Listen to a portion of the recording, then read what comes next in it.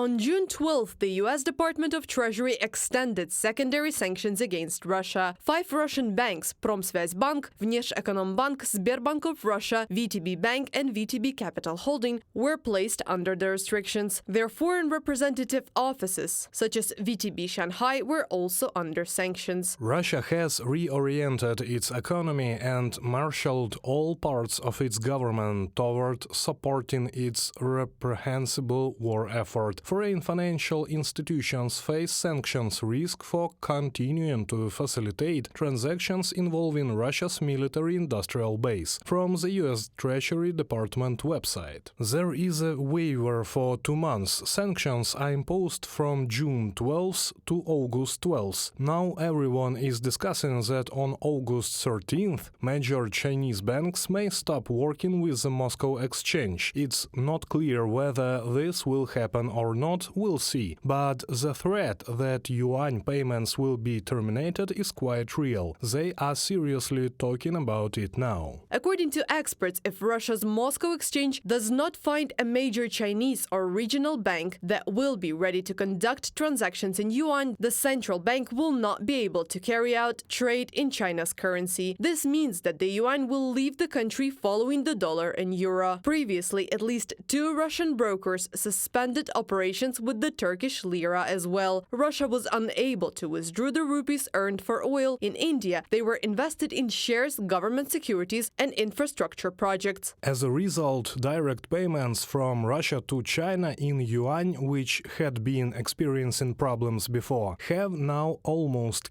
ceased to be delivered to recipients. But banks are just half the problem. It is even worse that there is an issue with the only payment system for foreign trade transactions that worked quickly and almost without interruptions through payment agents in other jurisdictions. In spring, when payments to China began to hang up en masse, many importers gave up on banks and began to use the services of such agents. This significantly increased costs, but the money came in and the goods were delivered. The emergence of the dirty yuan spoiled everything. From the Moscow Times publication. Difficulties with payments also lead to a decrease in imports of goods into Russia. Even according to official data from Federal State Statistics Service, since the beginning of spring, when the problems with Chinese currency started, there have been noticeable fluctuations. Thus, imports of goods in March 2024 compared to March 2023 fell by almost 20% and by 6.5% in April. Imports are in a huge decline. This whole issue with the freezing of transactions, it works